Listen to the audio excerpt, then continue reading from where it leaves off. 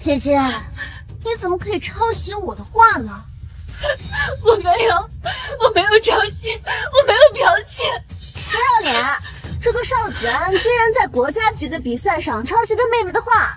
邵子安在外流浪多年，刚找回来，肯定是他嫉妒邵星纯，所以抄袭。我没有，爸，你们相信我。别叫我妈，我没有你这样的女儿。纯纯先交的卷，你后交的卷，结果是两副一模一样。告诉我，不是抄袭是什么？为什么会一模一样？这个是纯纯画的，这个是你画的，明显纯纯画的更好。你抄的什么？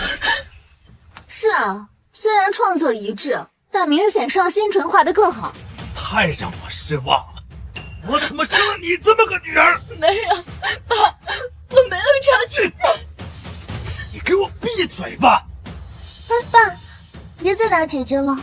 姐姐她只是从小嫉妒我能得到爸妈的宠爱，所以才会剽窃我的画，想获得大家的认可。纯纯，不用替她说话，她就是个没教养、品行低下的人。我没有你这样的女儿。从今天起，你给我滚出邵家！我们走。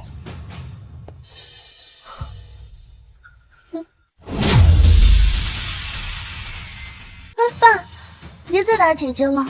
姐姐她只是从小嫉妒我能得到爸妈的宠爱，所以才会剽窃我的画，想获得大家的认可。用这种手段，真是活该！真是活该呀！就是。为什么都不相信我？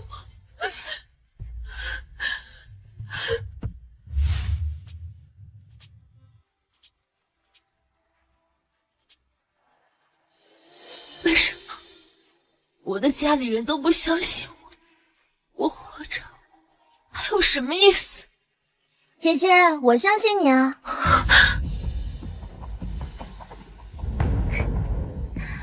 姐姐画的可真好，多谢了你的创意，才让我在这次比赛中获得冠军。你为什么总能先我一步画出来？我就知道你会好奇我是怎么复制你的画的。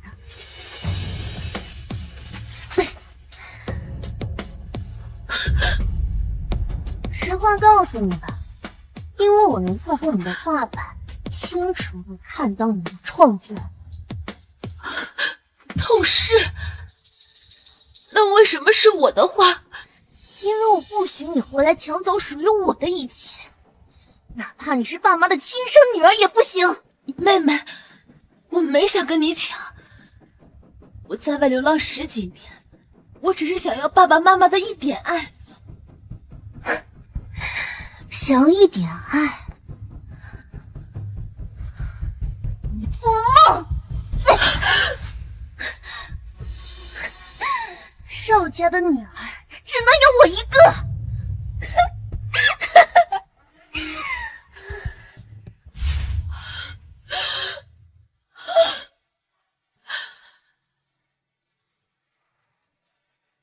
真希望我当初没有红的是第一本家。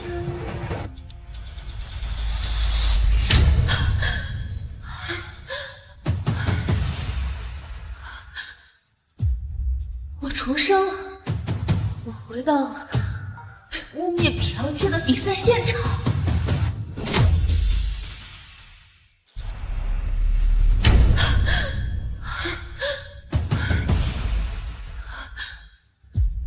我重生了，我回到了被污蔑剽窃的比赛现场。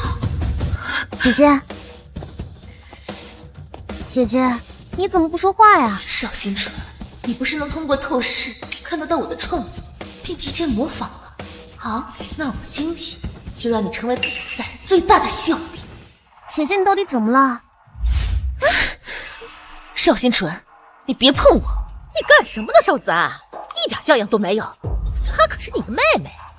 妈，你别怪姐姐，姐姐她只是刚回来，还不懂家里的规矩，你多包涵包涵，对吧，姐姐？邵子安，你是不是疯了？少子安，我还让你在赛场上照顾纯纯呢，你倒好，你倒打起你妹妹来了。我照顾她，凭什么？凭她有绘画天赋，凭她是我女儿，是我养在邵家多年的女儿。你是不是嫉妒纯纯？我嫉妒她，从小重金培养却没有成绩，我嫉妒她有副猪脑子吗？姐姐，你想要冠军，我可以让给你，你何必说话这么难听呢？他邵子安还想拿冠军，她一个乡野丫头，她懂画画？我不懂，她邵新纯就懂了。你什么意思啊？我什么意思？刚刚你大言不惭说把冠军给我，只怕是我闭着眼睛都比你这个只能靠家人才能获得比赛资格的关系户好。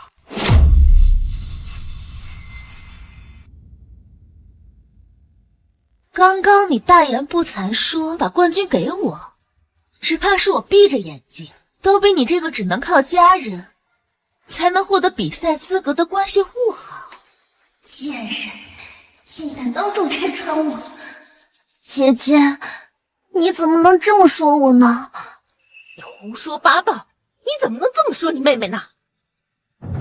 比赛可是现场直播，不许胡说。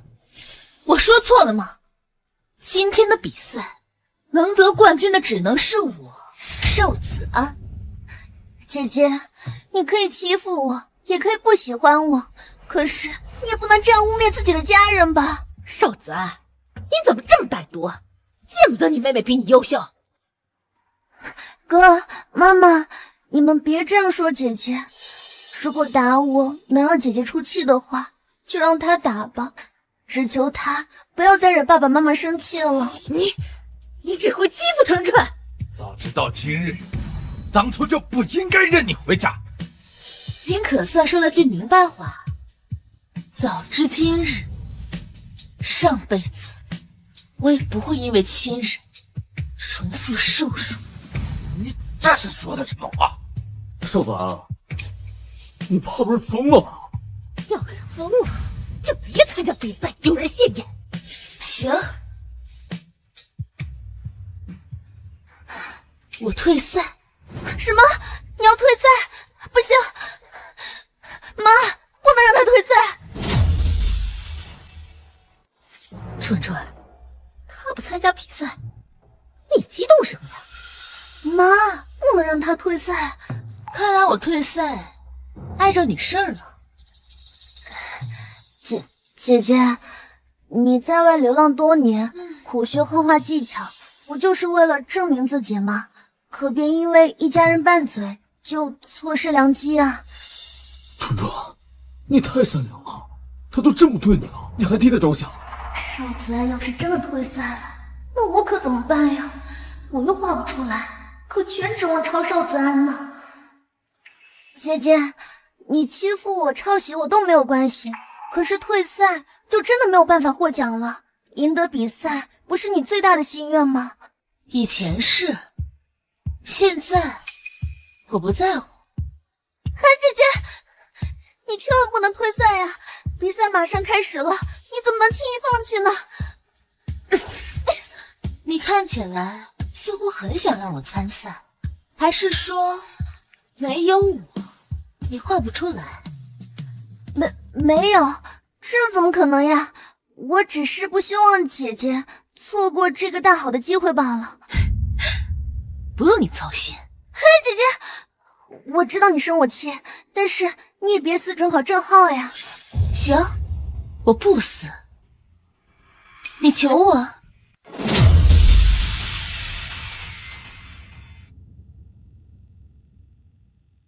我知道你生我气，但是你也别死准考正号呀。行，我不死。你求我。姐姐，没必要这样吧？一个人丢人现眼还不够吗？啊，你还要拉上纯纯？邵子安，哪有你这样的？姐姐参加比赛，还让妹妹求的。距离比赛开始还有5分钟，闲杂人等可以退场了。姐姐，我求你了。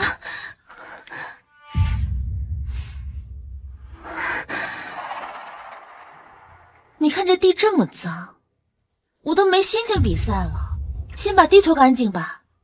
好，我拖干净。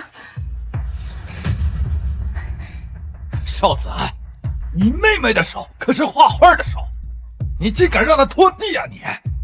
我让她拖，我是想着叫保洁，谁想到她这么蠢。纯纯可是天之骄子，居然说他蠢，我看你才是鸡蠢无比。好，我蠢，那我走，你们俩。哎，姐姐别，姐姐你别走，我去拖干净，我拖到你满意为止。那你顺便再帮我倒一桶涮笔水吧。好，只要你不退赛，什么都行。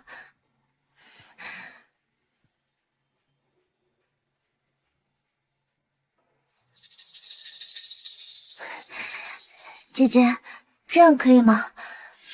这桶刷了没？就倒水。好，我再去洗，洗到你满意为止。少子安，你能比就比，比不了就滚蛋，还在这使唤着纯纯了。行，我不比了。哎，姐姐，别啊，姐姐，哥，你别这样说姐姐，姐姐，你别冲动啊，姐姐，哥他是跟你开玩笑的。这画笔好脏啊，用不了了。少子安，你给我等着，等比赛结束，我就让全世界都知道你是一个偷窃别人的贼，让你永远抬不起头。好，我去洗。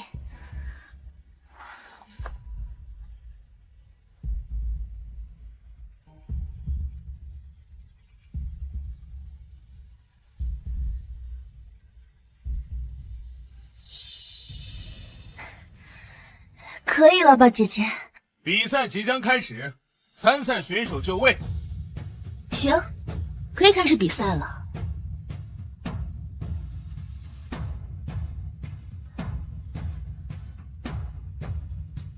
少子安，你终于上当了！只要你参加比赛，我就能用你创意夺冠。上世被你诬陷，又惨死在你手上。这一世，我定要赢得比赛，让你身败名裂。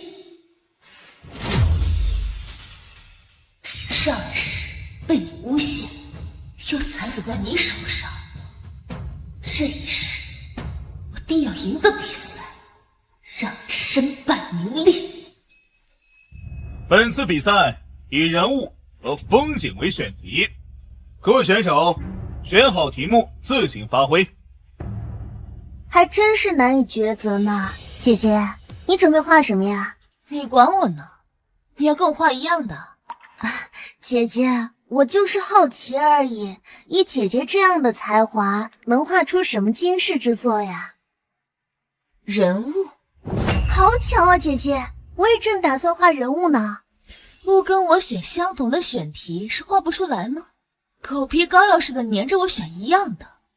姐姐，你怎么能这样说呢？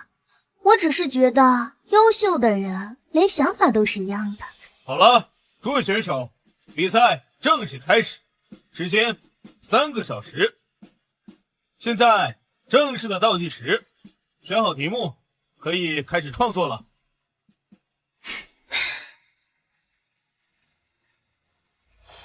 不管你选什么，我都能看到，还能先礼不完主，说不定还能锦上添花。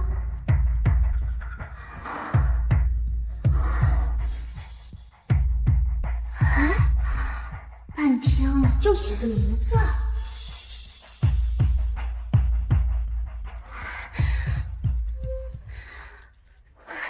怎么回事啊，少子安，怎么不画呢？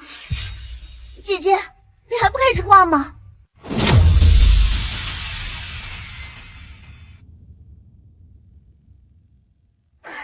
怎么回事啊，少子安，怎么不画呢？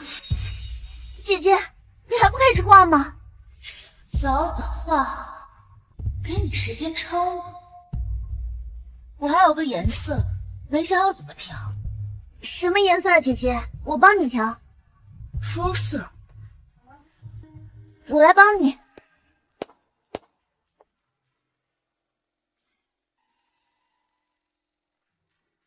不对，这个太白了。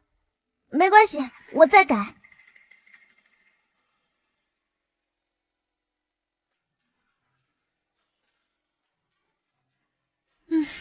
不行，这个太浅了。你到底想要什么颜色？我也没想好，但是肯定不是这么白。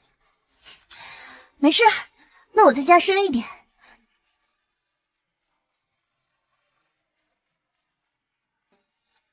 没有这么深。你完没完了？你怎么这么蠢呢？我要五彩斑斓的黑，抓紧时间给我调。姐姐，你别闹了，赶紧开始画吧。我没闹啊。他怎么一点儿也不着急啊？姐姐，你再不开始的话，就真的来不及了。你画你的，我画我的，你急什么呀？我那是怕你再不开始，就真的没时间了。哦，这少子安坐在场上不画是做什么呀？少子安，你要是不画就滚出来，别在那儿坐着丢人现眼。催什么催？再催我就交白卷。什么？你要交白卷？少子安，你要是不画就滚出来，别在那儿坐着丢人现眼。催什么催？再催我就交白卷。什么？你要交白卷？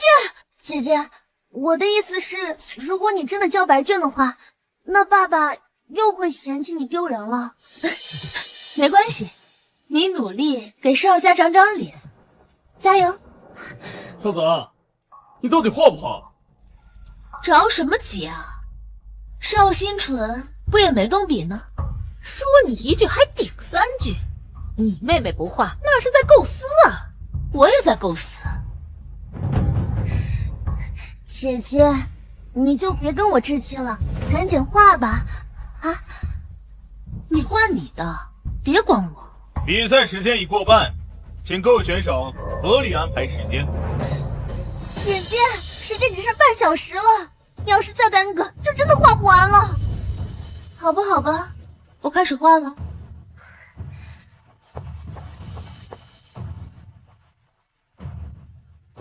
邵星辰，这下你可要好好找。太好了，邵子安终于不得不画了，一会儿我就坐实他抄袭的丑闻，让他身败名裂。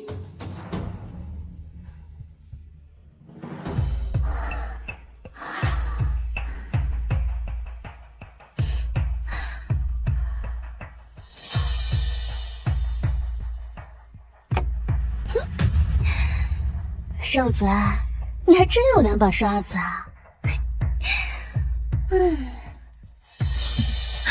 果然上当了，邵星辰啊，邵星辰，这一世别再想污蔑我抄袭，抢走我的冠军。果然上当了，邵星辰啊，邵星辰，这一世别再想污蔑我抄袭，抢走我的冠军。邵子安，我先你一步画完，看你拿什么和我比。这邵子安怎么停笔了？他没学过绘画，该不会画不出来了吧？估计是。邵新纯好像也画完了，不愧是出自名师啊！距离比赛结束还有5分钟。老师，我要交卷。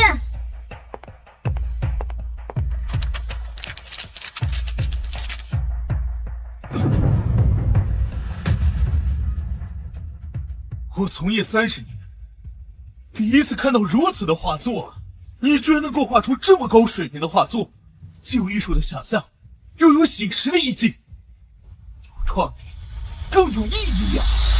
太妙了！谢谢老师。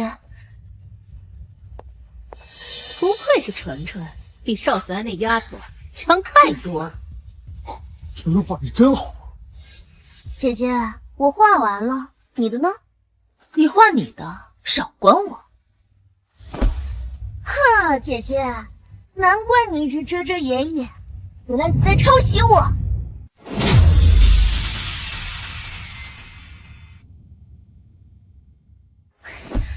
哼，姐姐，难怪你一直遮遮掩掩，原来你在抄袭我。抄袭？你说我抄袭你？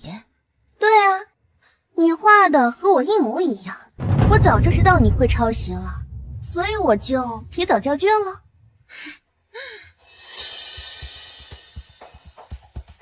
果然一模一样。少伞，你还没画完，怎么解释啊？解释？我解释什么？我还没画完，怎么能说我抄袭他的一模一样？什么？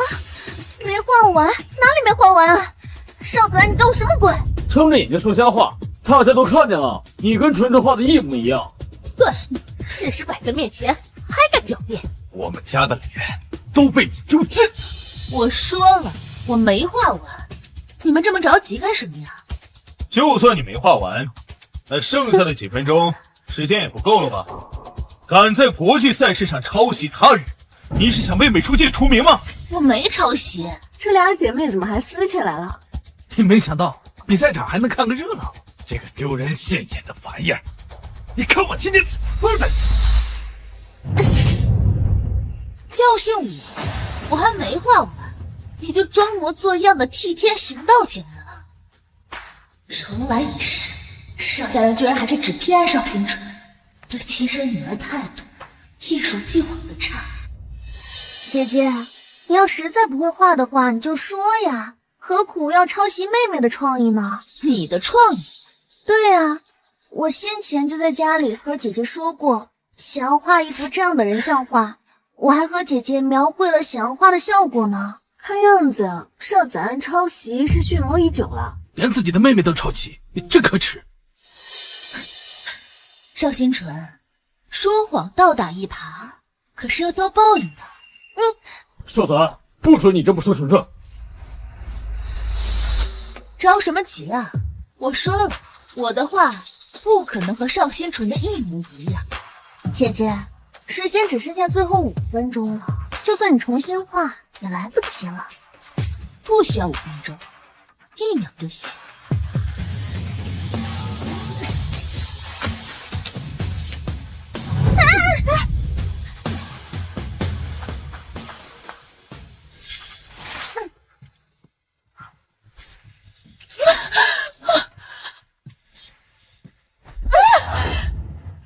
若能重来一世，我必定不会再为了得到家人的认可，懦弱忍让。邵子安，你疯了！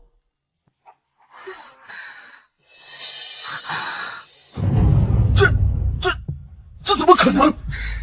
邵子安的画风变了，神迹，这简直是神迹啊！这就是我要向大家展示的画作。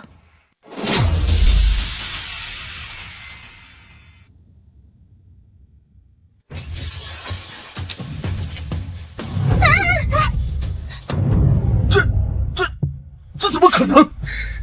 邵子安的画风变了，好牛啊！我还是第一次亲眼见证艺术的诞生。这幅画极具艺术性啊！老生，你先别激动。你不觉得邵子安这幅作品有点跑题了吗？不对，我姐姐这幅画明显跑题了。果然，你们还是想往我身上泼脏水。什么叫泼脏水？你选的是人物，现在你这幅画又有风景又有人物，怎么能不算跑题啊？好像确实是偏题了。就是啊，姐姐，你总不能一幅画霸占2种题材吧？对，要我说，跑题成绩就应该作废。是啊，那邵子安这个成绩应该要作废的吧？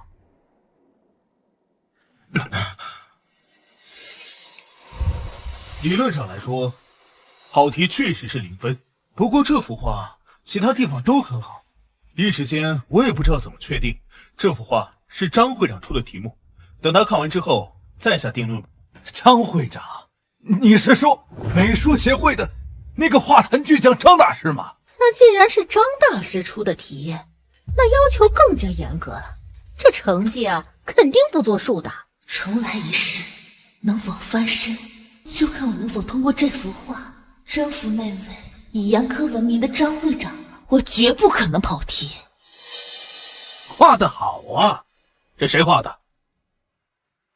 这是邵家千金的，柯会长。这幅画明显跑题了。哦，没有跑题。其实我在设置人物和风景2个选题的时候，就暗设了隐藏选题。一个优秀的画家，一定是动静结合，风景加人，就是这次的隐藏选题。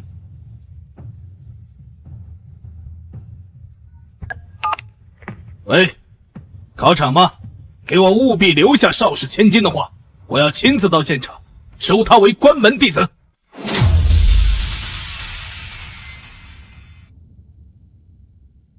重来一世，能否翻身，就看我能否通过这幅画征服那位以严苛闻名的张会长。我绝不可能跑题。重活一世，我自然知道这次选题到底是什么，只怕在场只有我知道这个比赛还有个隐藏命题吧。姐姐，主要是我之前听说这位张会长极其的严格，最讨厌有人违规了。是，这幅画虽然是佳作，但是明显是偏离了题目的要求啊。老师，您放心，我有信心，让张会长一定喜欢这幅画。呸！就你有信心？哼，就是，一点都不谦虚，还在这自卖自夸。多跟你妹妹学习学习。是啊，姐姐，多学学规矩总没有坏处的。而且我听说这位张会长最讨厌那种品行恶劣的学生了，你这样自负会惹人讨厌的。纯纯说的没错，你不懂一点规矩，出门在外啊，这样说话会挨打的。我说我没跑题，就是没跑题。哎，张会长，您打电话有什么吩咐吗？什么？啊，好的。张会长看了我们的直播，要来现场收邵家千金为徒。什么？邵家千金？说的是我吗？这我也不太清楚，不过会长说是邵氏千金。张会长不是已经很久不收徒了？破格收了关门弟子。收邵小姐为徒，现场有2个邵小姐，是收哪个呀？张会长只说是画得很好的邵小姐。那还用说，肯定是我们家纯乐。这可说不定。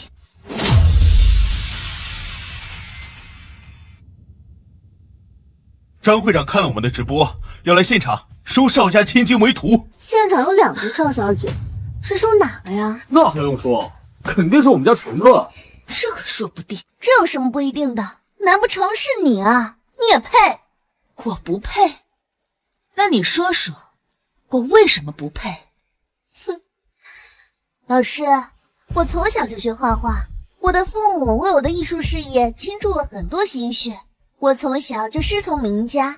姐姐可从来没有学过画画。不会吧？邵子安真没学过绘画吗？哎呀，姐姐，对不起啊，都怪我，是我说漏嘴了。我确实没学过，没回邵家之前，我在外流浪10几年，饭都吃不饱，哪有功夫学画画？好了，先不说这些了。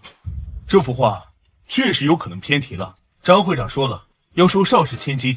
老师，纯纯也是我们邵氏的千金，张会长啊，收的千金就是我们纯纯啊。这倒也是，真是天助我也！你跑题了，这关门弟子的殊荣正是我的。妈，都是邵家的女儿，你为什么只向着她？死丫头，说什么呢？还不是你什么都要跟你妹妹抢？就是，包括这次比赛也是，我看你就是在家偷偷练级，想过来跟纯纯抢。我抢的什么了？我在外流浪10几年，是他抢走了我的人生。我又不是你一个人的哥哥，纯纯那么优秀，而且是跟我从小一起长大的，我就是喜欢她。怎么了？可我也是你的亲妹妹。什么亲不亲的？纯纯啊，陪在我们身边10几年，你呀，就是在外边不学无术的野丫头。邵子安，你心儿怎么就那么小呢？怎么就容不下你妹妹呢？我心眼小，在这个家里，我做什么都是错的，邵新纯做什么都是对的。早知今日，又为何要把我找回来呢？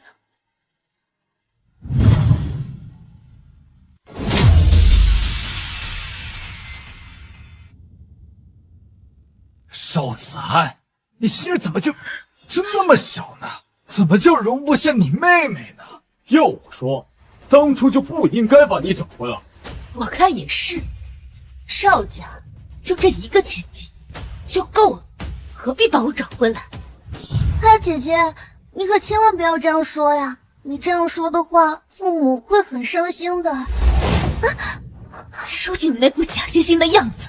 姐姐，我们也是为了你好呀，你放心，就算我成了张会长的弟子，我也不会因为你是我的姐姐嫌弃你不要你的。我放心的很，因为你根本没有机会加入他的门下。少子安，别欺人太甚啊！怎么能这么说你妹妹呢？你的那副破话都跑题了，还在这妄想着拿冠军。你要是没睡醒，就去回家补觉去，别真的是做梦。冠军也只能是纯纯的。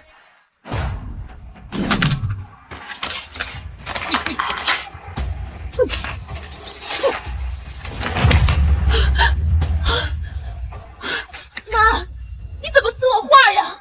我就是撕了又怎么样？又是抄袭，又是跑题的，你该死！呀，你妈妈也是为了你好，这件事如果曝光出去，那你可就要丢人丢大发了。为了我好，那怎么不为了邵新纯好，撕了他的画？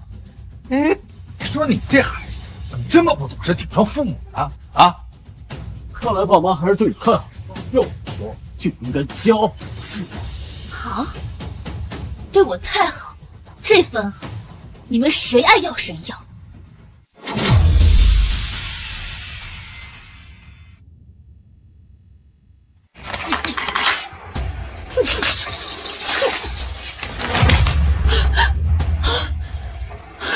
妈，你怎么撕我画呀？看来爸妈还是对你太好了，要我说就应该加粉赐予。好，对我太好，这份好，你们谁爱要谁要。姐姐，你可千万不能这么说呀！你要是这样说的话，真的会被赶出邵家的。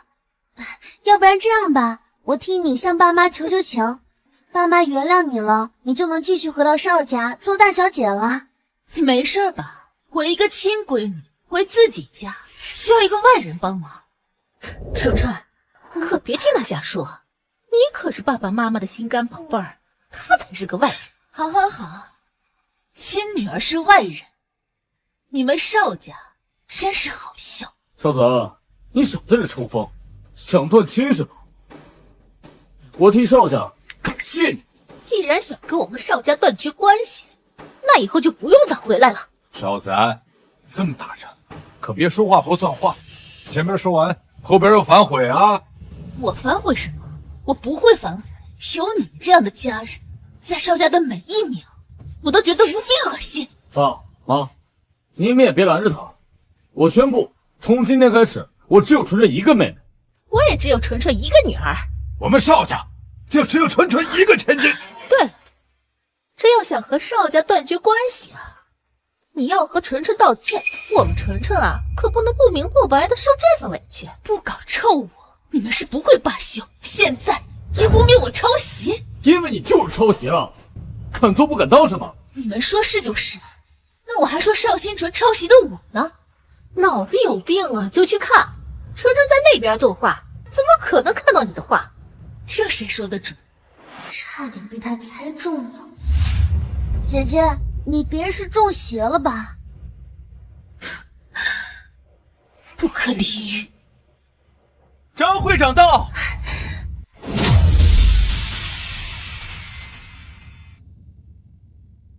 不搞臭我，你们是不会罢休。现在也污蔑我抄袭，那我还说邵新纯抄袭的我呢？姐姐，你别是中邪了吧？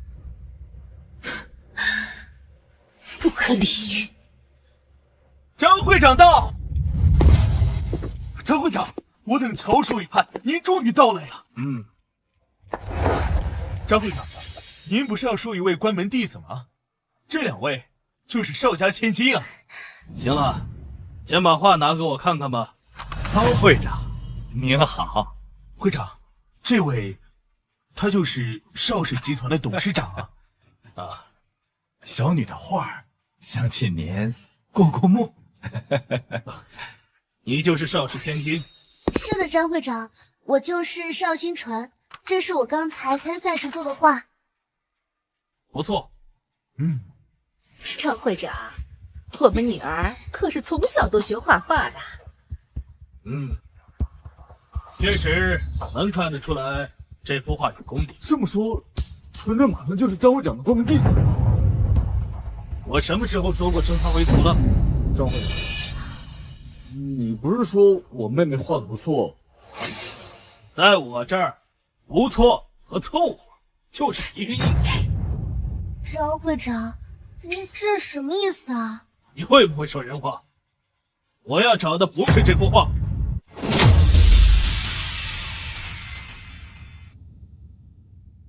我什么时候说过升他为徒了？张会长，你不是说我妹妹画的不错？在我这儿，不错和凑合就是一个意思。这有什么问题啊？我女儿这幅画不是挺好的吗？是啊，张会长，您不是要找邵家千金吗？这位就是邵家千金啊。我要找的是邵家千金，但我要找的不是这幅画。不是有一张山水和人物相融合的画吗？那张画在哪儿？拿出来我看看。没事，看他干什么？不就是一幅画吗？找出来这么难吗？哎，那张画现在在哪儿呢？哦，好像就是在上咱的画板里啊。画板里？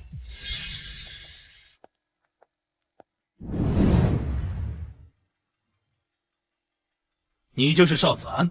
我是。能看看你的画吗？很抱歉，您可能看不了这幅画了。作为一名画师，对自己的画一点信心都没吗？因为我的家人刚刚把我这幅画撕毁了。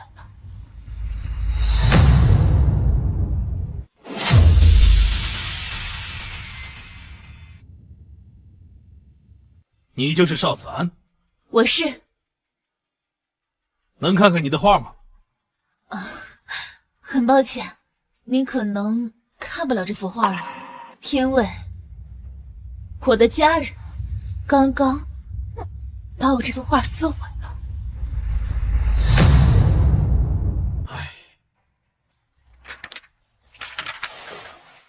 张会长，邵子安这幅画被亲妹妹指责抄袭还有跑题，刚才在家人的争吵当中不小心给撕碎了呀。张会长，不好意思啊，让您看到了这么七零八落的画。明知道是垃圾就赶紧收起来，在这碍别的眼。就是啊，姐姐，你怎么能让张会长看到这样子的画呢？说说你的创作思路。我的想法有点大胆，我想着要有山水和人物，要不就大胆观摩一下。果然是可造之材啊！这幅画太好了，细节完美，情绪丰富。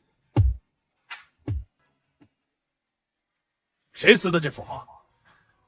是我。有眼无珠。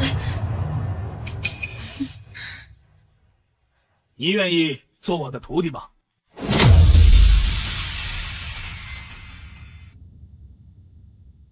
果然是可造之材啊！这幅画太好了，细节完美，情绪丰富。你愿意做我的徒弟吗？什么？我很愿意。哈哈哈哈！好，还不改口叫师傅？好的，师傅。会长，刚才这画一直没给您看，是因为在场的各位，大家都觉得这幅画它跑题了呀。是啊，这个画和题目要求明显不符啊。跑题？我当时说的题目是什么？你再复述一遍。以人物和风景为选题，所以哪里跑题了？人物也在，风景也有，而且两者融合的恰到好处。这样的话，这幅画倒是完全按照题目要求画的呀。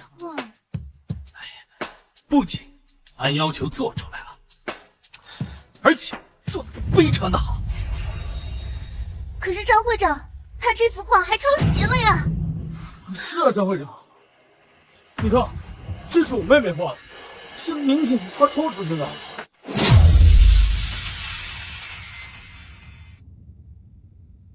可是张会长，他这幅画还抄袭了呀！是啊，张会长，你看，这是我妹妹画的，是明显她抄出来的。抄袭？这样的作品，你来抄袭一下试试看。以后不带脑子，就不要出来在这么多人面前说话。少咱他小时候一不五步，根本没有学过画画，怎么可能会有这种思路？天哪，这么惨的吗？看来这次是侥幸吧？也不是，靠天赋，还有一点点运气。不仅是运气，还有重来一次的勇气。就这些，没经过系统的培训，纯靠所谓的天赋。我回邵家之后，有了工具，才开始学画画。这也太难了吧！明明是邵家千金，但从小吃尽了苦头，甚至还没有寻常人家女儿幸福呢。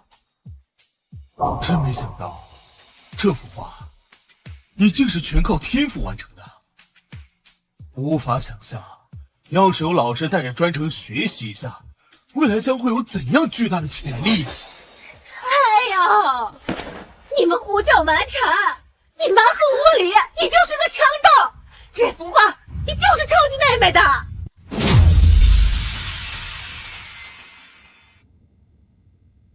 你们胡搅蛮缠，你蛮横无理，你就是个强盗！这幅画你就是抄你妹妹的！我再说一遍，我没抄袭，谁抄袭，谁全家遭雷劈。你听不懂人话吗？还躺在地上耍无赖干什么？赶紧起来啊！妈，快起来！姐姐，你怎么可以说出这样的话？爸妈平时对你这么好，你居然拿他们的生命起誓！我敢说，是因为我没抄袭。至于你，我才不会说出这样的话呢。正好今天张会长也在，姐姐心里要是实在不舒服的话，就打我呀！好疼！你干什么？乖女儿，你摔疼了吧？瘦子，你个没良心的东西，一次又一次的伤害你妹妹！老天有眼，我都没使劲儿，是他自己借力摔倒的。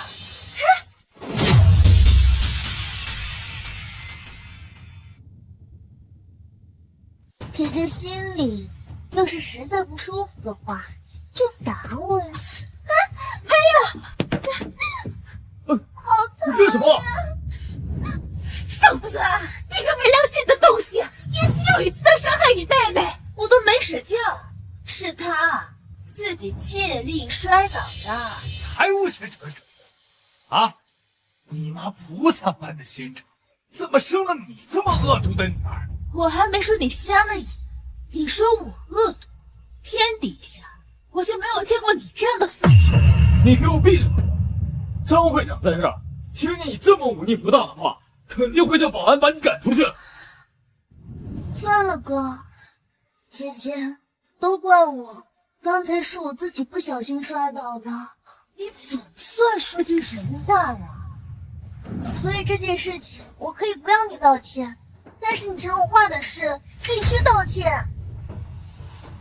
画是我的，我抢你什么呀？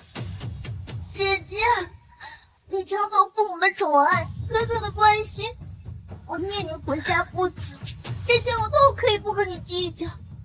可是你又抢走我的创意，又抢走张会长的徒弟之位。再说一遍，我没抢。你喊什么？像个蠢人怎么办？就是，还不行。行行，画儿是我创作的，我是爹妈生的，我抢你什么了？有你这样颠倒黑白的能力，你怎么不用在调色上？少子安，你怎么这样小肚鸡肠？就算是你的，又能怎么样？嫁给你妹妹又如何？我小肚鸡肠，你怎么不把你儿子让给别人呀？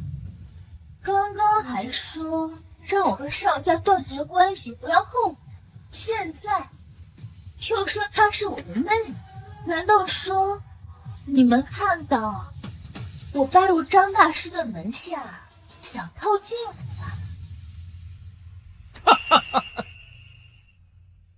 好徒弟，直性子，我喜欢。下周有个画展，你要是有时间，到时候跟为师一块去作画去。谢谢，乐意之极。咱们师徒之间就不必这么客气。我突然来站，又是关门弟子，又是联合办画展，他真成一飞冲天了！不行，我不允许！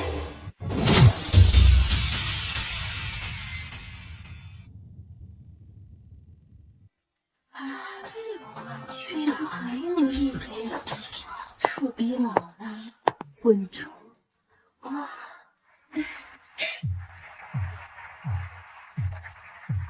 感谢诸位前来参展，我是邵子安。这幅画是我和我师父共同完成的，今日在这里首展，请各位自由参观。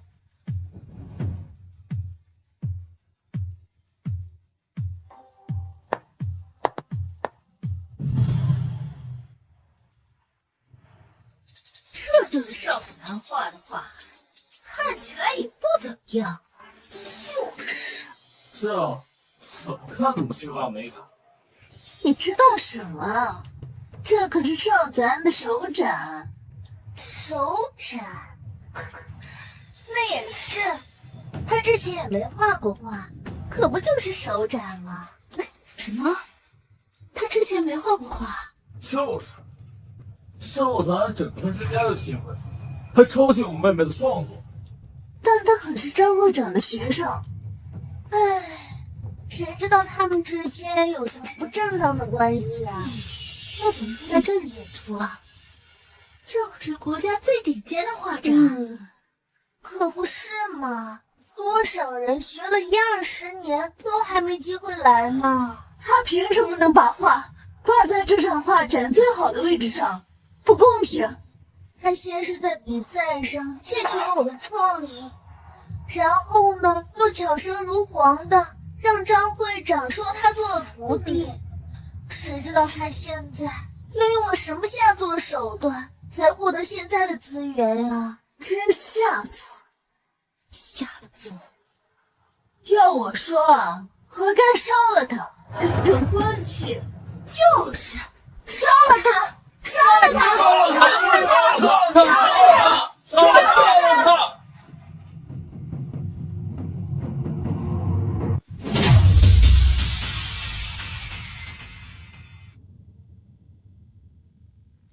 哎，哥哥，别这样，就算他不好，咱们也不能破坏他呀。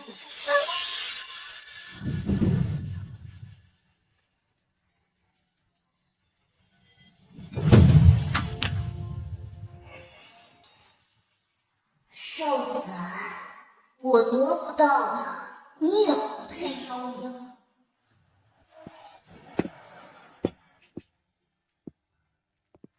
师傅，您来了。是啊，我这次特意交代了布展的人，把咱们第一次合作的画放在最中间的位置。位置确实很好，观画的人挺多的呢。好，那咱们一块儿进去看看。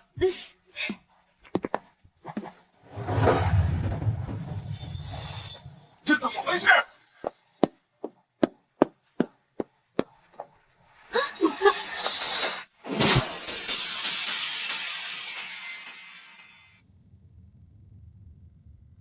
哎，哥哥，别这样，就算它不好，咱们也不能破坏它呀。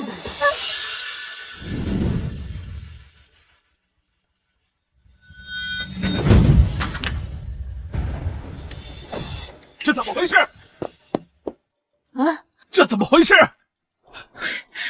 呀，怎么会这样啊？这幅画德不配位，被不小心点燃了，也是罪有应得。这是国内数一数二的画展，张会长眼里容不得一点沙子。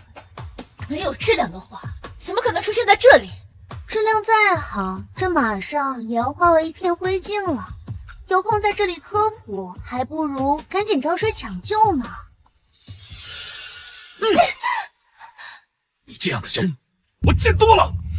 张会长，我敬重你，你却上来就打我。邵新纯，真是不巧，你刚刚拿着打火机泼向画布的时候，我和师傅刚进展厅，恰好就看见了。哼！早知道你这么蛇蝎心肠，我就不该来让你参加这次画展。看到别人的作品这么好，就要毁掉，这就是你对待艺术的态度。随你怎么说吧，反正你现在没了作品，就要被除名了吧？你不会真以为你能这么随随便便地毁掉我的画吧？感谢你帮我完成了最后一笔。你好，能借下你的扇子吗？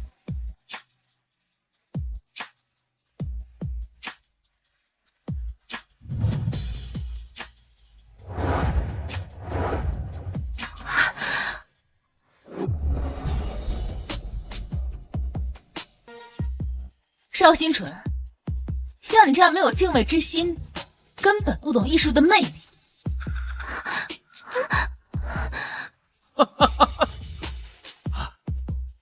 太好了，原来是这样。我这个当师傅的也得自愧不如啊。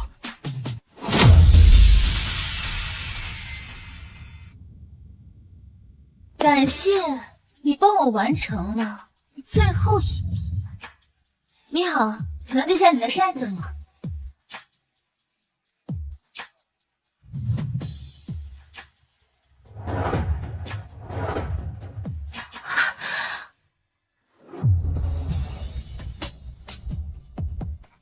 真没想到邵子安有这么强的能力啊！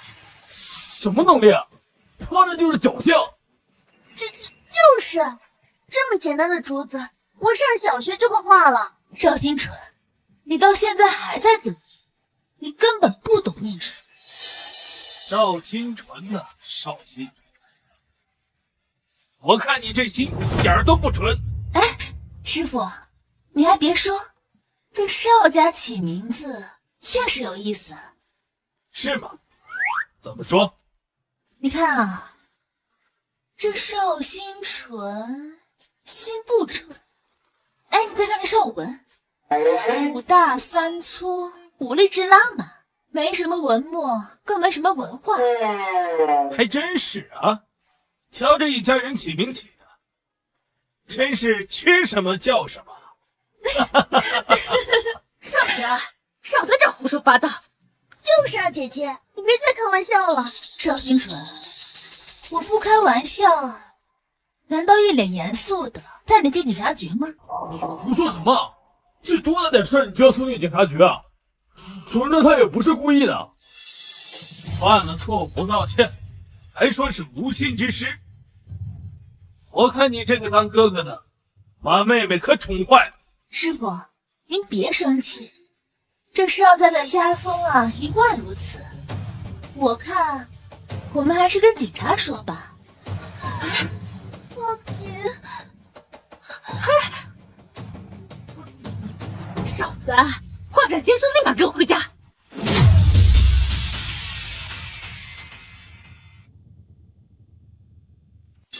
犯了错不道歉，还说是无心之失。我看你这个当哥哥的，把妹妹可宠坏了。我看，我们还是跟警察说吧。报警！少子安，画展结束立马给我回家。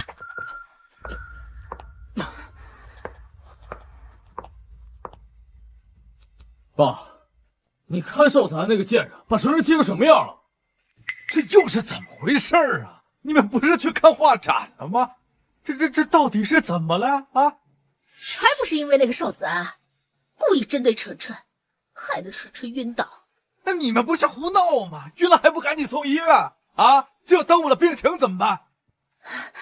爸，我没事的，我休息休息就好了，不用去医院。肯定是被少子安气的，一下血压上来了，然后就晕了。纯纯，你可把妈妈吓坏了，要是有什么不舒服，赶紧给妈妈说啊。放心吧，妈，我没事的，我只要休息休息就好了。少子安那个女人回来，我一定要跟她算账。行了，孙妈，赶紧拿杯热牛奶过来，让二小姐喝了。好的，先生。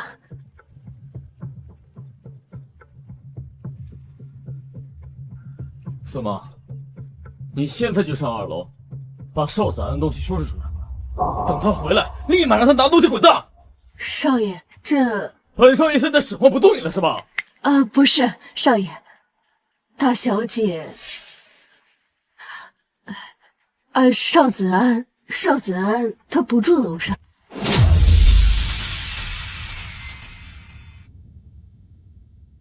孙妈，你现在就上2楼，把少子安的东西收拾出来，等他回来，立马让他拿东西滚蛋。少爷，大小姐，少子安，他不住楼上。什么？不住楼上住哪里啊？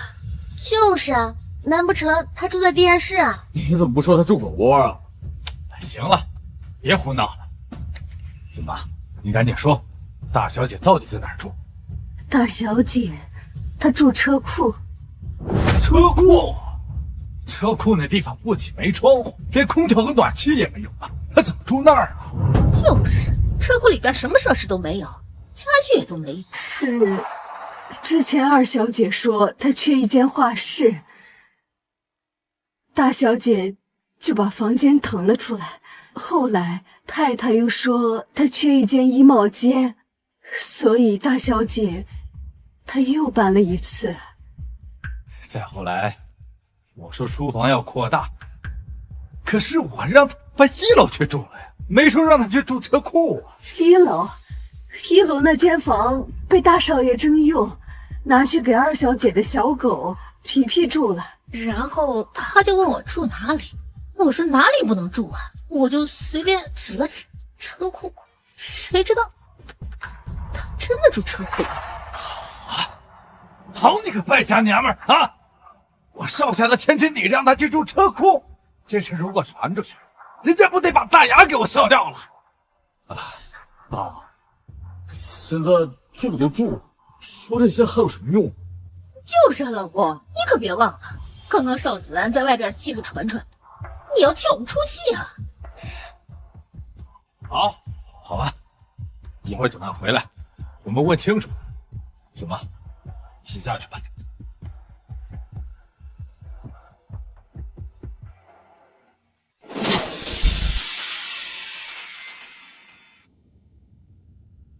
你可别忘了，刚刚少子安在外边欺负纯纯，你要替我们出气啊！好吧，一会儿等他回来，我们问清楚。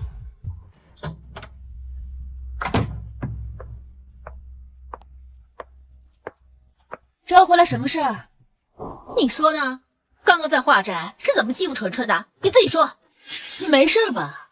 谁叫他难堪了？好啊，少子安，本来你妈说你在外面欺负你妹妹，我还不相信。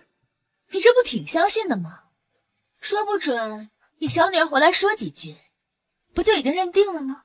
我是让你跟纯纯道歉呐。姐姐，别喊我姐姐，我和邵家没关系。我怎么生了你这么个不孝的女儿？我……您要生气，不妨问问您的小女儿，今天到底受了什么委屈啊？春春，你说，今天邵子安是怎么欺负你的？爸，姐姐说我没有她优秀，还说我的名字起得不好，说我心不纯。你心是真不纯。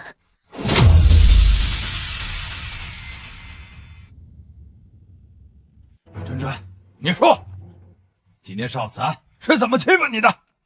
爸，姐姐说我没有她优秀，还说我的名字起得不好，说我心不纯。你不是说我今天骂你了吗？你怎么不讲讲前因后果呀？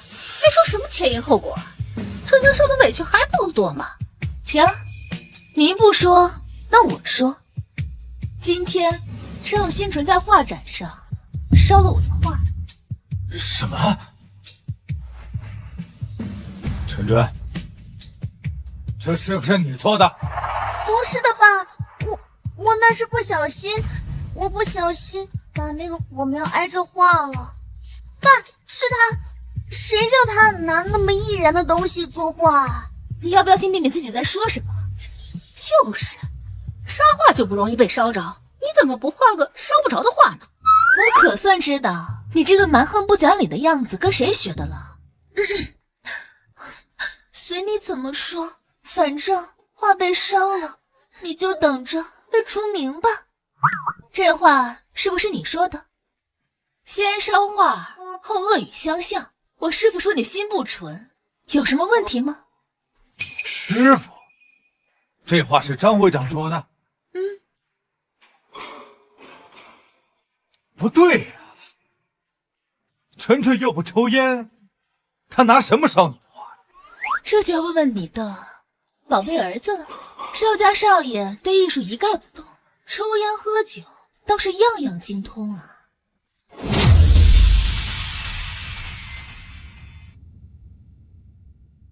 纯纯又不抽烟，他拿什么烧你的画？这就要问问你的宝贝儿子了。邵家少爷对艺术一概不懂，抽烟喝酒倒是样样精通啊。你好端端骂我干什么？那你好端端的拿打火机干什么？那幅画又不是我一个人看不上，是大家都觉得不行。我也只是把打火机拿出来，就算我不拿出来，还会有别人烧的呀。您听见了吧？邵家少爷递工具，邵家小姐行动，邵家夫人助纣为虐，3个人合起伙来欺负我一个外人。少儿，这是不是真的？说！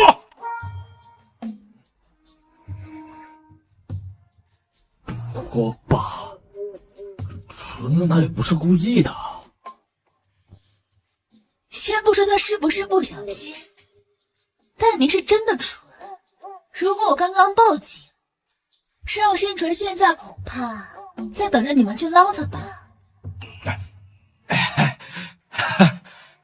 子安，你是个好孩子，多亏了你，没让我们邵家的颜面扫地啊！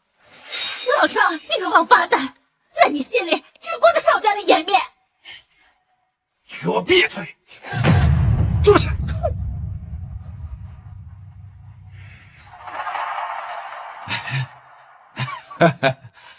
子安，好孩子，你放心，爸爸会补偿你的。从今天起，以后我给你双倍的生活费。可是你笑什么？爸给你脸了是吧？我笑，是因为我觉得你们都好笑。不是你不相信是吧？你放心，我说到做到，2倍不够，我给你3倍。您就算给100倍，也无济于事啊。你还做上梦了？还100倍？谁在意呢？零的多少倍都是零。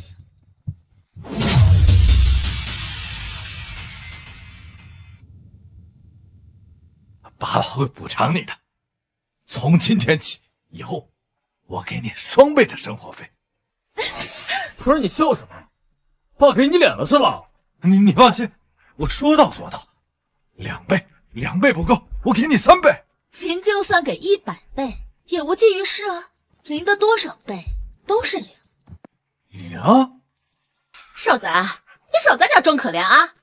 你进邵家这么多年，邵家哪一次没给你生活费？是啊，我和纯纯每个月都会有20万的零花钱，逢年过节还会有更大的红包。你没有？说到这里，却让我想起来回到邵家的那一年。爸爸妈妈，谢谢你们。那今年生日我就和同学出去过了。好，哎呀，我们纯纯呐也长大喽。新的1岁，老爸祝你天天开心。谢谢爸爸。好了，纯纯，你赶紧去啊，庆祝庆祝。哎，我昨天都给孙妈交代过了啊，那个大红包就已经放到你的床头柜上了。好。哎呀，爸，你就别啰嗦了。纯纯一大早起来就看到了。过生日还有红包啊？是啊，姐姐，这是我们邵家的传统，每年过生日，爸妈都会发压岁钱庆生的。没错，而且是年龄越大，红包越大。我今年就拿10多万呢。10万块，那得用多大的红包装啊？土包子，肯定是支票啊！谁往红包里面装现金？这小子，子安，你这不是刚回来1个多月吗？没关系，等你过生日啊，妈妈也给你包个大红包。妈妈，我生日在前天，已经过了啊，过了吗？那明年妈妈一定记得。主要是你刚回来家，妈妈有点不习惯呢。后来，别说第2年，甚至至今，我都没有见过我的生日红包。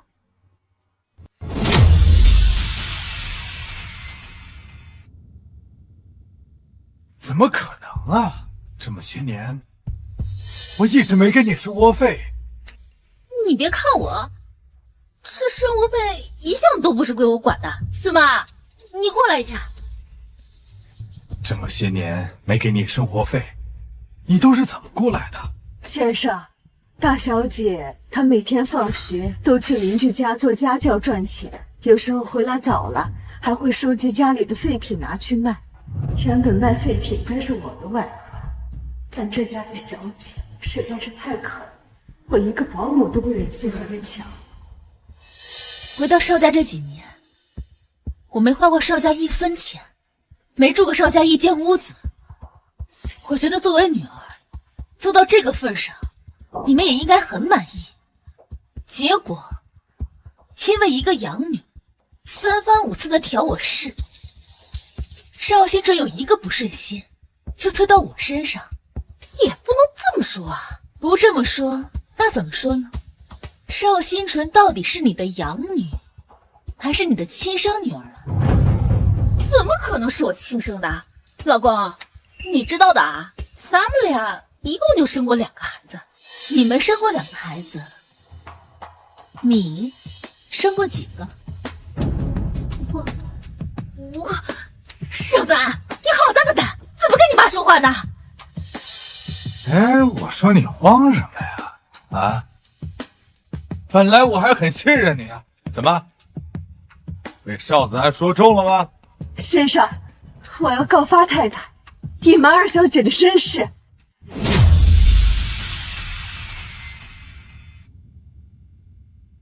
先生，我要告发太太，隐瞒2小姐的身世。什么？2小姐什么身世？2小姐是太太和其他男人生的。孙妈，饭可以乱吃，你话不可以乱说。少爷，我不敢撒谎。你还记不记得小时候，有一年放暑假，太太把你送到夏令营，好几个月都没回家。孙妈，你是家里的老人，我信得过你。说。先生，我不敢扯谎。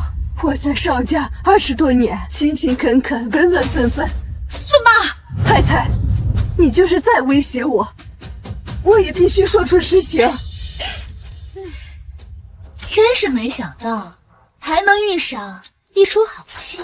先生，二小姐是太太亲生的，有一年您出国做生意，整整1年都没有回来。等我回来之后，你就告诉我说，你实在无法忍受少子安走失的痛苦，你就去领养半岁的女儿回来。你出国没多久，太太的肚子逐渐大了起来，没过几个月，她就回娘家住了好多天，再回来时就带着二小姐回来。起初我也不敢相信，就在前不久，我听到太太和别人打电话说起这事儿。你这个贱人！不，这一定不是真的，你在骗人！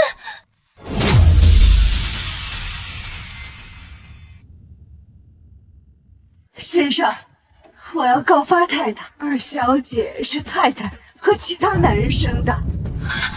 不可能啊！你自己说，到底什么情况？老公，我错了，我真的知道错了，当时就是一时的鬼迷心窍。一时鬼迷心窍，让少家替你养了20年的女儿。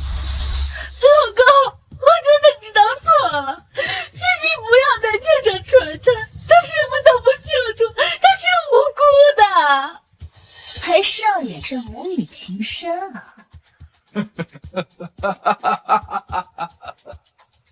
我老婆跟别人生的女儿，让我白疼了20年，你现在还让我原谅你？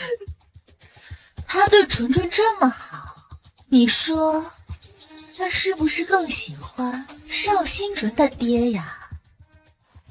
说，那个野男人是谁？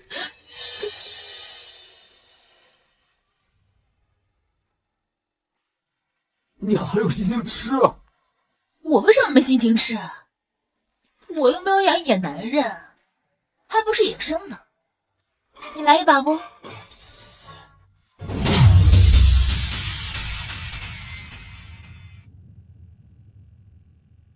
我老婆跟别人生的女儿，让我白疼了20年，你现在还让我原谅你？他对纯纯这么好，你说他是不是更喜欢邵新纯他爹呀？不，爸爸，这一定不是真的。我是邵家的养女，才不是妈妈和野男人生的孩子呢。我不是你爸，你别叫我爸。爸，事情还没调查清楚，先别着急下结论嘛。是啊，好，那就等事情调查清楚。如果查出来他真是你亲生的，你们母女俩就要从我邵家给我滚蛋！老公，我嫁进你们邵家30年，没功劳也有苦劳吧？我好歹还给你们邵家生了个长孙，你就这么绝情？我告诉你，这不可能！爸，这20多年来，我早就把你当成亲生父亲了。就算你不要妈，你也不能不要我呀，爸！纯纯，爸这会儿在气头上，你先坐一会儿吧。我现在就联系人去做亲子鉴定。你们现在回去，回你们房间把东西收拾好。等到鉴定结果出来，你和你的宝贝女儿，给我滚出邵家！你怎么能这么狠心？我可是在你们邵家30年。爸，你不能这样！闭嘴！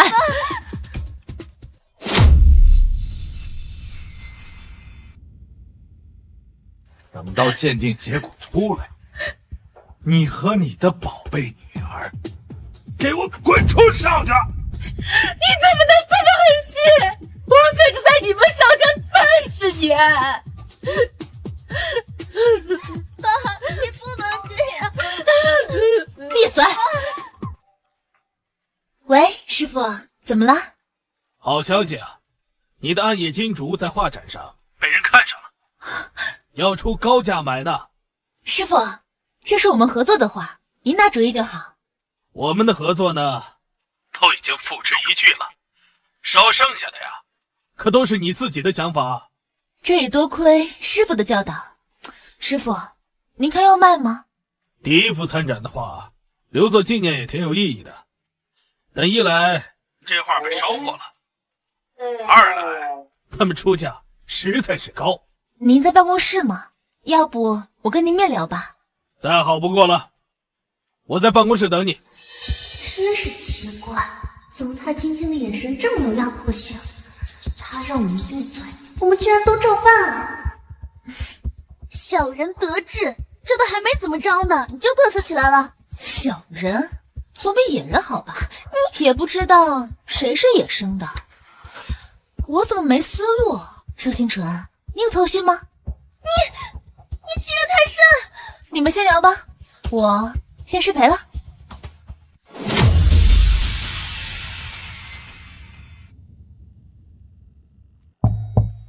邢进，师傅，子安，你来的挺快啊。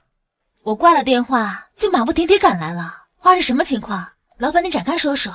有个年轻人要买你的画，展馆的人说他不卖，不过呢，他却一直要争取一下。年轻人？可我也不认识什么能出高价买这幅画的年轻人啊。对方出价200万，对一个画家来说，第一次参展的画能卖这个价钱，实在是难得呀。200万是挺高的了。就是因为对方出价太多，我实在无法拒绝，这不就特意给你叫过来了。师傅，这个价格没有犹豫的，卖吧。行，我马上跟他联系。好。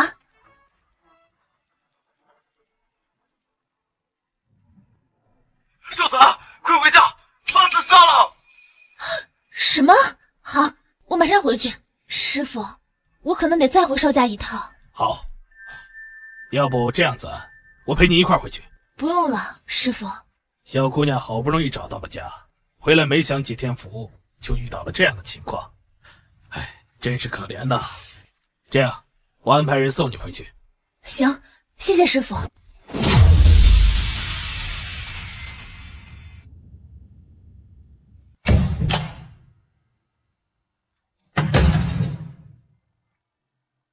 您还好吧？哎，子安，你回来了。你妈在楼上卧室，你要不要先去看看她？等会儿再去吧。自从我上次回家之后，我就发现您看重的只有邵家和邵家在外的面子。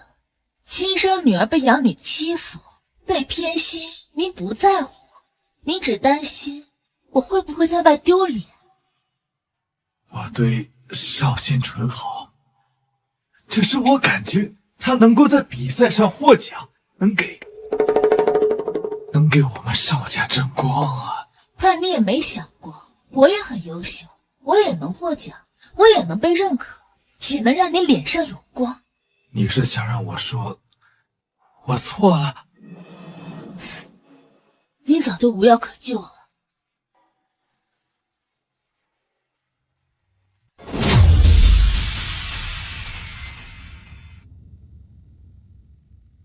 妈，你怎么样？你不是说他死了吗？怎么诈尸了？吓死我了！我跟你说的是人上吊，没说人没了。也是，他也不会真把自己弄死。瘦子，妈都已经这样了，你还说难听的话刺激他，你什么居心啊？怎么了？允许你天天说谎，不允许我出去扔话了？叫你回来是干嘛的？能不能说说你的大小姐意见？干嘛？看热闹啊！不然你以为我来干嘛？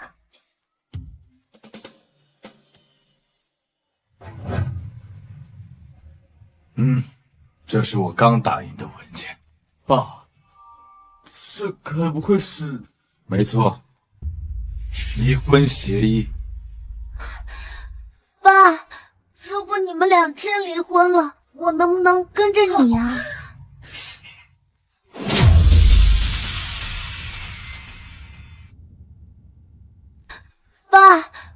果你们俩真离婚了，我能不能跟着你啊？春春，你怎么能这么对妈妈？我不离婚，我生是邵家的人，就算是死，也要埋进邵家的坟。一家子恶人，你是不是觉得有我没我都不会影响你在邵家大少爷的身份？做错事得接受惩罚，这是你的因，这是你的果。好了，签了吧。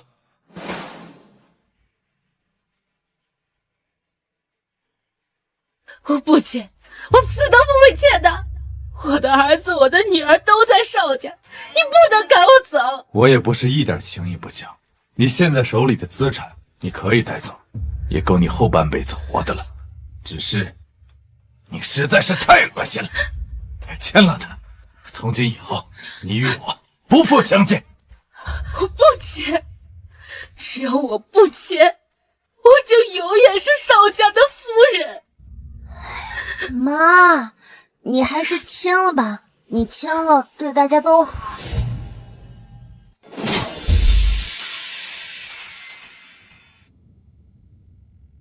我不签，我死都不会签的。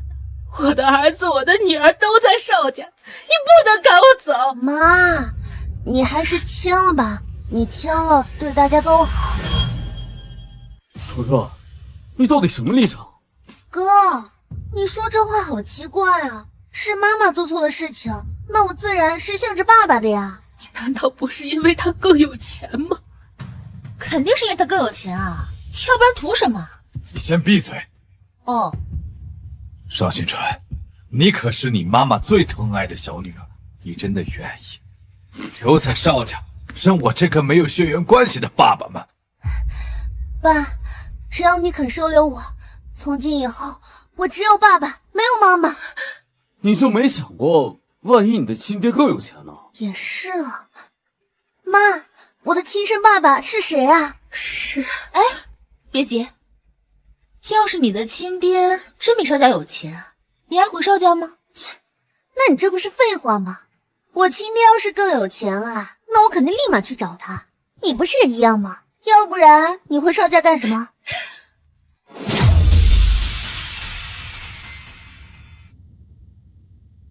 要是你的亲爹真比邵家有钱，你还回邵家吗？切，那你这不是废话吗？我亲爹要是更有钱啊，那我肯定立马去找他。你不是也一样吗？要不然你回邵家干什么？春春，你怎么可以这样？意想不到吧？邵家养了20多年的女儿，竟然不配为人。我真的知道错了，我早知道你是这样的白眼狼，我当初都不应该生下你。哥，你也别装什么大尾巴狼了，你不是也毫不犹豫的就舍弃妈妈了吗？是，我承认我不是什么好人，但是你不一样啊，春春，你从小那么善良。哎，等下，听到这话，我怎么感觉是在夸邵子安我呢？哥，你知不知道我这些年为了装成一副善良的样子，付出了多大的努力？你这么多年都是装的。没错，我就是装的。邵子安住车库是我一手安排的，哦，还有他比赛也是我诬陷他抄袭的，还有画展上那幅画也是我烧的。邵新纯，我没想到你是这种人。你没想到的事儿还有很多呢。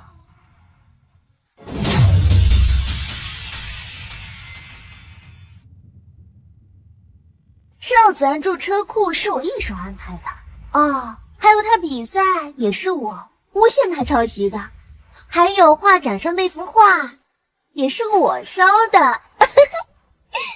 邵新纯，我没想到你是这样的人。还有更多你想不到的呢。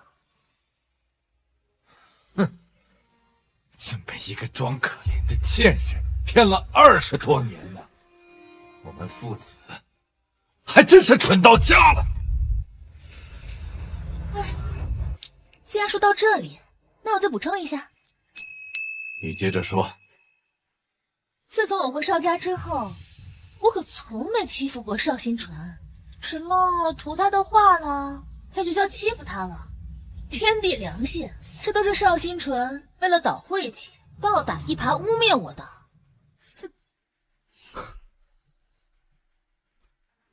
我是真蠢，不亏我还自诩从小跟他一起长大，和你了解，我还一直认为她是那个单纯的小姑娘。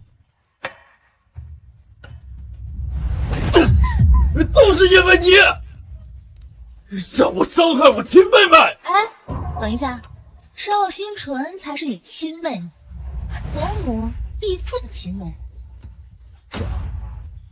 是，可是对不起，不过都是被他蛊惑的。这样，以后我每个月给你发钱，不要怪我。用不着你微不足道的弥补，早干嘛去？我当时辛辛苦苦赚钱，都不知道你在哪。孩子死了，现在知道来奶了。你以为你现在了不起了？就你那幅破画，那么几块钱，也就200吧。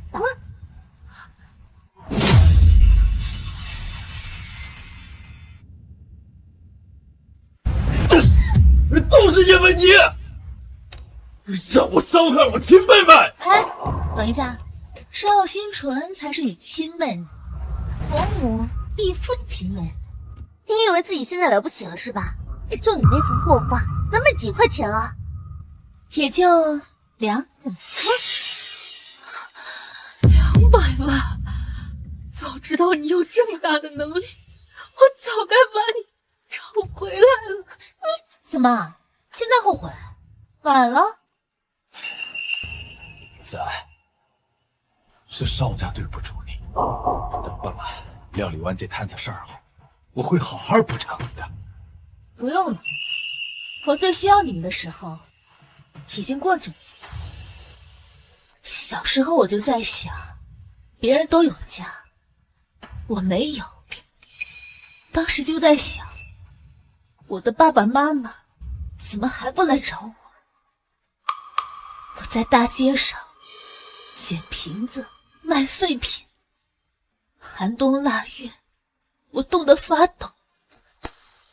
好心人把我送到了福利院，有可能我小时候就想过死吧。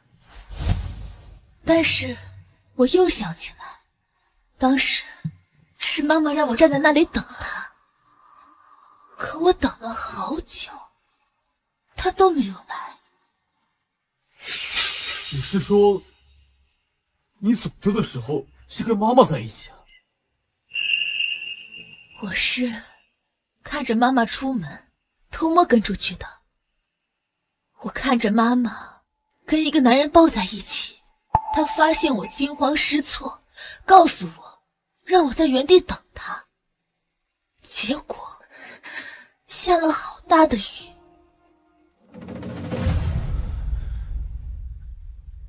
你回来的时候，雨都停了。你听说邵子安走丢，你大发雷霆啊你！原来你一直知道女儿在哪儿，是你扔了她呀！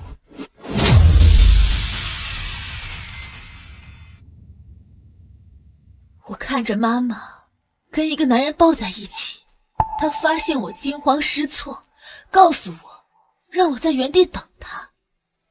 结果下了好大的雨。原来你一直知道女儿在哪儿，是你扔了她呀！是啊，是他撞破了我的好事。我原本就是想惩罚他一下，让他在原地多待一会儿。没想到我再去找他的时候，他已经走丢了。我记得你好像是3天后才出去找人。他还要赶自己走丢，你爸爸才会心灰意冷，抛下这个家去国外打工，我才能顺利的生下纯纯。贱人，贱人！早知如此，刚才就应该让你吊死。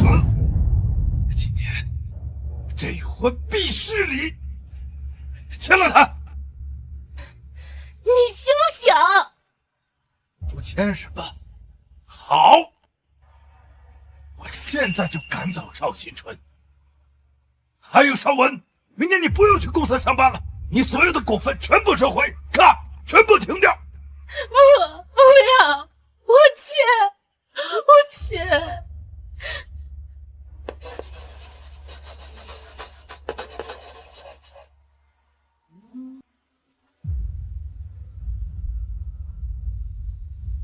从今往后，你与我与邵家再无瓜葛。爸，那我……别叫我爸爸，我不是你爸爸，你和你妈妈一样，离我越远越好。子安呐，你还是搬到1楼住在家里啊，还是好一些。爸，这种事情你要不还是问问子安的意见吧。子安，你说呢？我不想。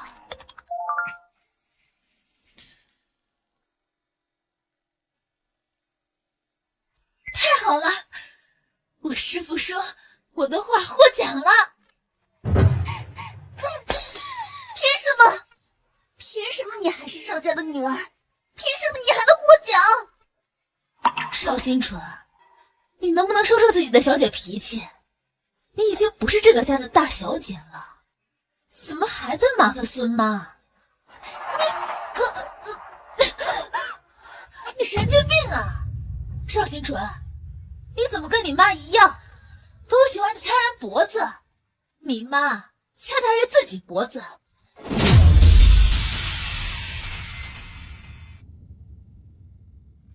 邵新纯，你能不能收收自己的小姐脾气？你已经不是这个家的大小姐了。你神经病啊！邵新纯，你怎么跟你妈一样，都喜欢掐人脖子？你妈掐的还是自己。我师父可能还要在直播宣传一下，我先下去看一下。走啊，咱们一起啊。邵新纯，你就不要去了，留在房间跟你妈妈收拾东西，收拾完也不要打招呼，直接走。我们再也不想见到你们。爸，你太残忍了！那今天的直播呢，我要给大家分享2个好消息。第一，我新收的小徒弟邵子安的画，今天获奖了。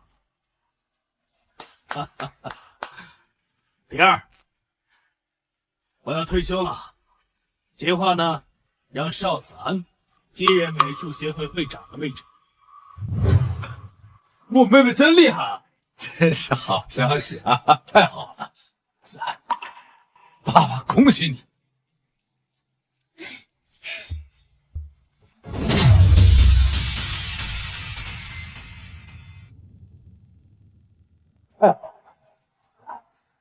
爸爸恭喜你。帮我什么呀？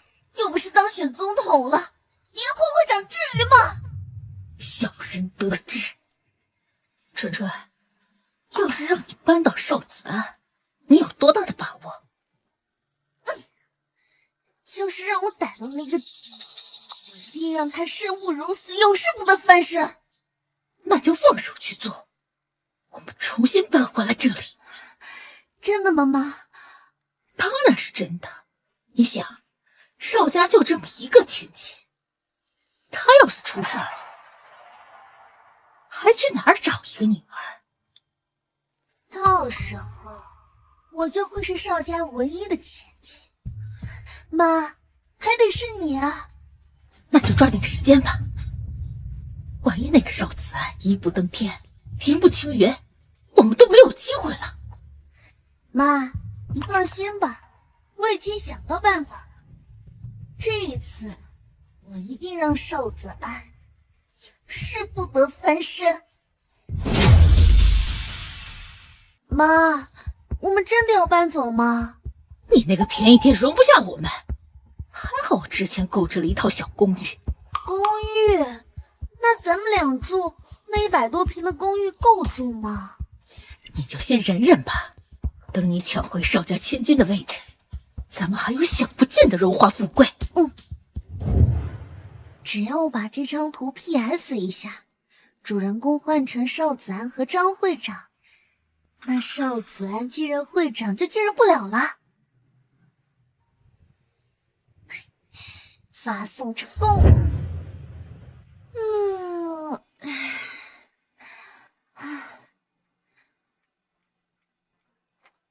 搞什么呀？还有实名认证？这样的话，我这不一下子就暴露了吗？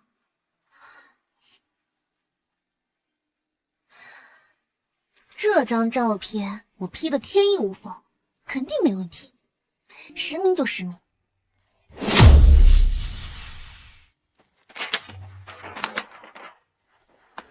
子安呐，有人举报，这，哎呀，举报？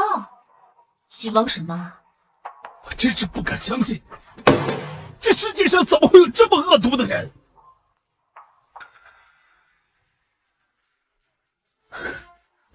下作，这一看就是邵新纯的手笔。还真是他，他实名举报，我俩关系不正常，没事，师傅，这个事情交给我，你只需要回家告诉师娘，不要听信谣言就行。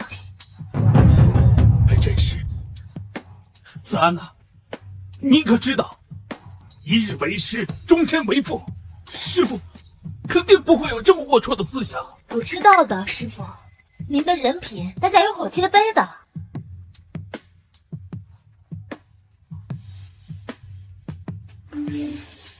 好了，复原出来了。这么快，太好了！一定要将这个坏人绳之以法。你说这邵新纯真是蠢，竟然还用自己和其他男人的照片。太好了，一定要将这个坏人绳之以法。你说这邵新纯真是蠢，竟然还用自己和其他男人的照片。子，你慢点儿，把气喘匀再说。哎呀，出事儿了！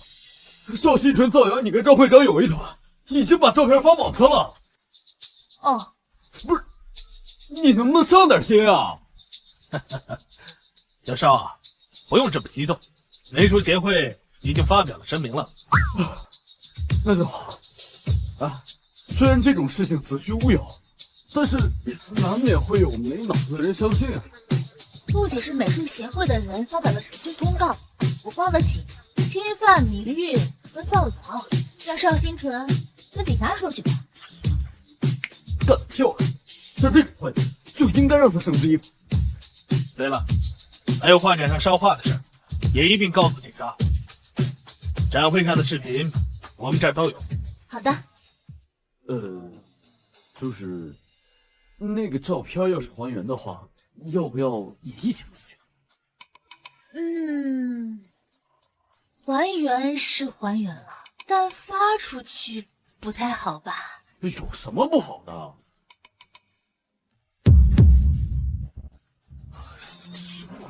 太可怕了！幸亏这个人被邵家除名了。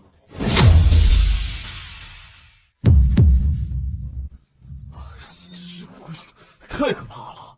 幸亏这个人被邵家除名，还是现在的妹妹好，温柔可人、美丽大方。别念经了。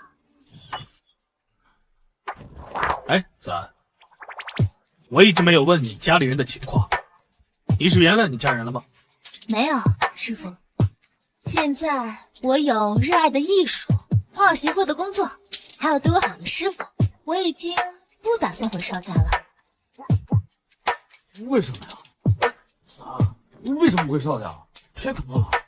不回邵家是因为我之前做了一个梦，梦里我被邵星辰冤枉，你们都不相信我，还把我给抹杀了。就因为一个梦？那梦很真实的，你就当我一朝被蛇咬，10年怕井绳。再说了，我不回邵家，我还能继续追寻我的艺术啊。哎，对了，子安，现在有一个出国深造的机会，不知道你有没有兴趣？太好了，师傅，我想去。真的？想去就去。来走，放下你的身外之物，去追逐你的梦想吧。